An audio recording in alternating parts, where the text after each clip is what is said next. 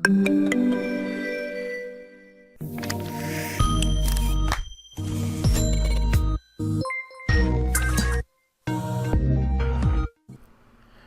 what's up guys? Mortarman here from the Next Gamer Network. I'm the Chief Content Officer here at TNG, and today I've got some really important information to share with you about some of the changes that are taking place on YouTube currently, and some that will be taking place in early January 2014.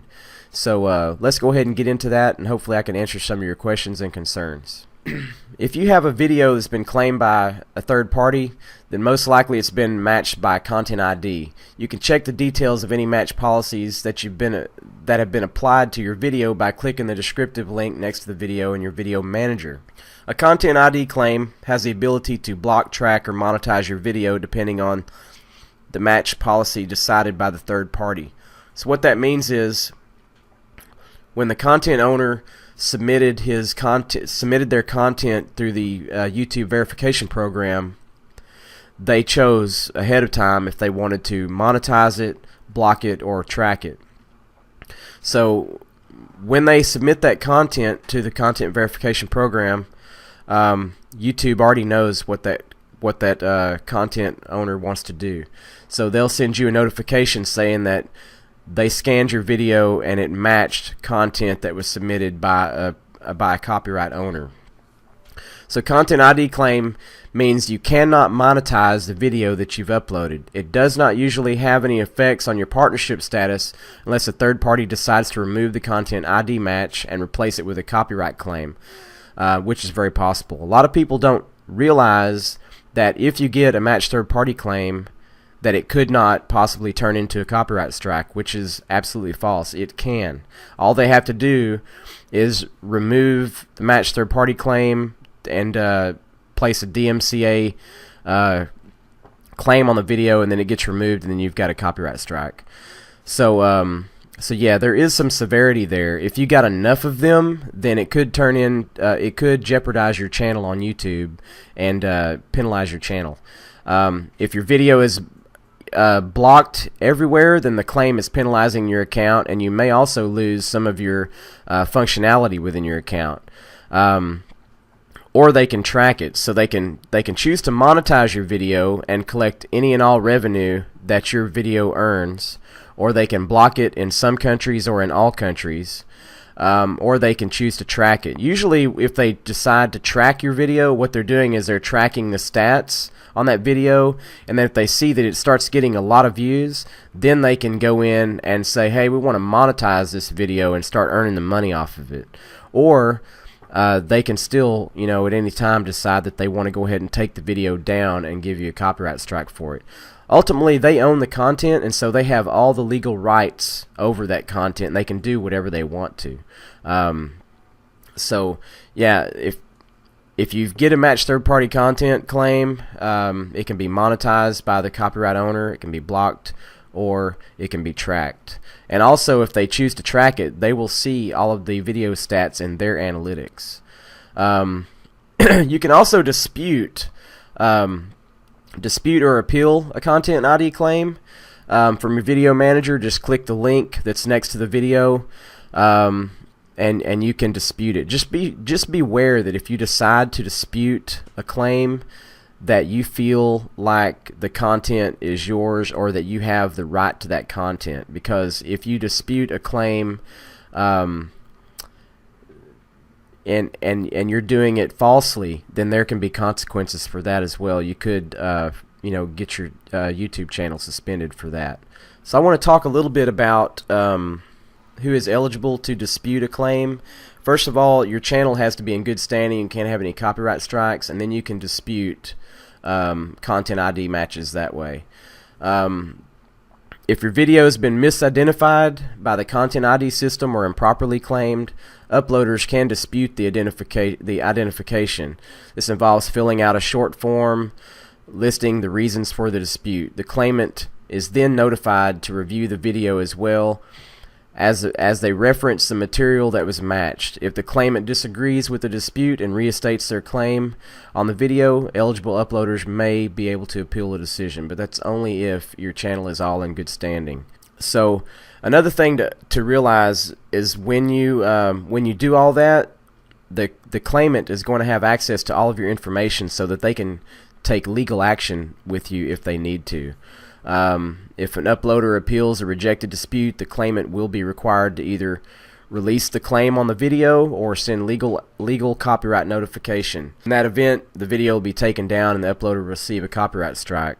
If they receive additional copyright strikes, this may suspend your YouTube account.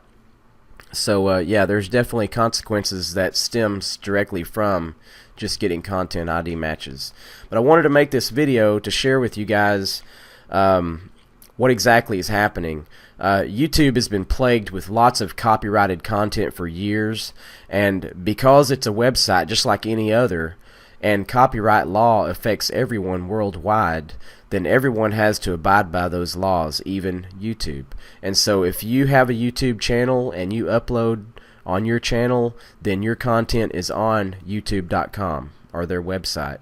So they are ultimately responsible for all the content on their channel. That's why they have all these policies in place to protect them legally and to protect you also.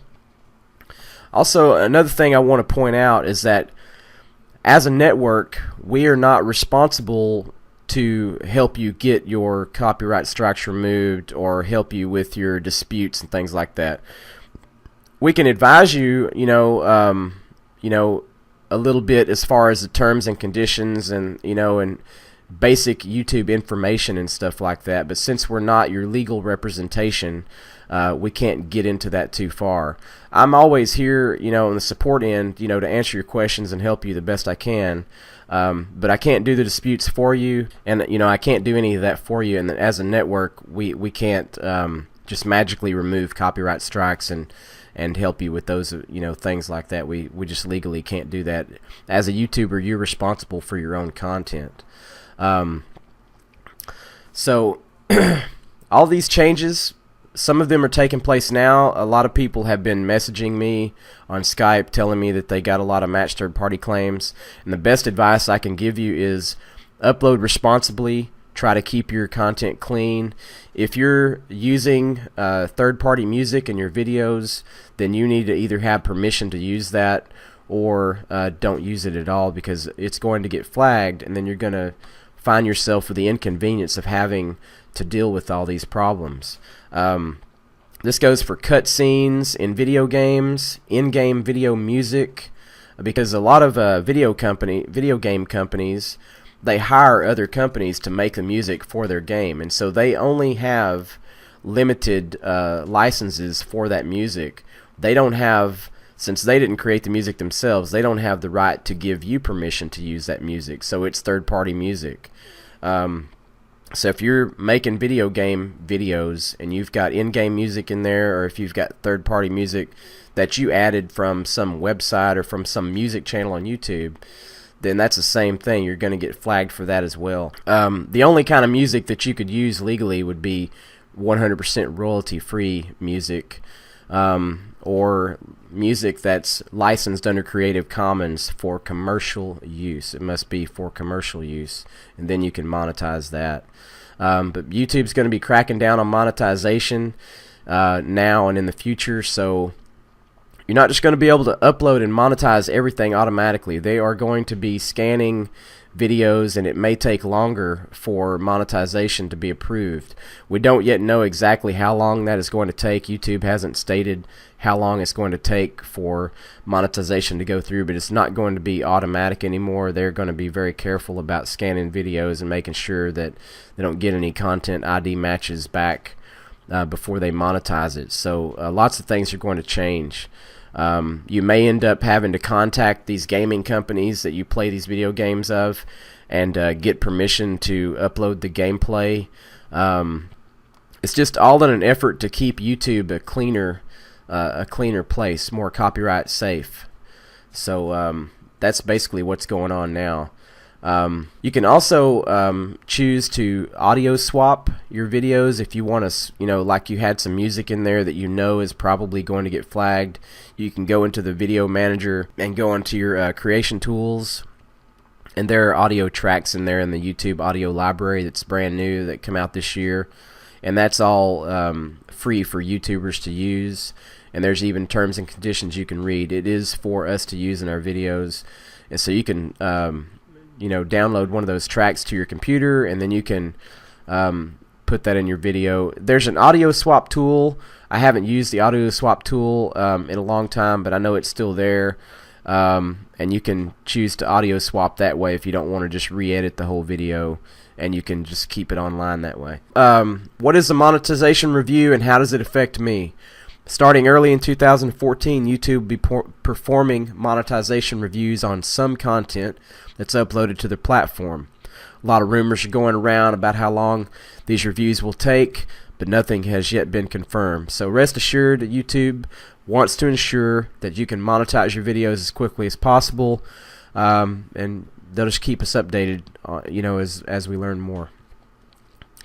Another thing, pretty soon you'll be able to see your revenue right from your YouTube account. That probably should be rolling out sometime in the next week or so for partners, so you should be able to see your revenue via your YouTube account. That's pretty much it, what I had today, guys. I know a lot of you were panicking about all these content ID claims, and some people heard rumors about all these new copyright changes and stuff in YouTube, and it is true. It's not as bad as it sounded at first. We're just going to have to be a little bit more careful about what we upload and what our content contains. YouTube wants everybody to be creative and be more original, and not just play a game and record your gameplay and upload it. They want us to have the proper permissions or licensing, in some cases, and just upload good, clean content. Another thing I always want to point out to you is just because you see another YouTuber uploading a game or something like that, and you feel like, well, so-and-so did it, so why can't I do it? You don't want to assume that it's not copyrighted, because that person may have paid for licensing or may have contacted that company and may have special permissions. There may be certain circumstances that you're not aware of that allows them to upload that content. So it's never safe to assume that. Go ahead and do the research for yourself. Contact that company on your own. And also, Broadband TV and Vizzo, or TNG, the Next Gamer, we do not have any special licensing to upload certain content. So it is your responsibility to find content that you want to upload. If something that you want to upload, then it's your responsibility to do your research and find out if it is okay to upload that. We don't have a list of games that I know that you can upload or anything like that, since we don't have any special licensing of our own. And that goes for Broadband TV or Vizzo, and that information is straight from them. So it is your responsibility as a YouTuber to upload responsibly. As I learn more, I will certainly pass that information on to you guys. I hope you found this video helpful. There will be a link in the description for Broadband TV, and all the information that I've just shared with you will be on there. Alright guys, as always, I want to thank you for watching the video. This is Mortarman with the Next Gamer Network, and we'll see you next time.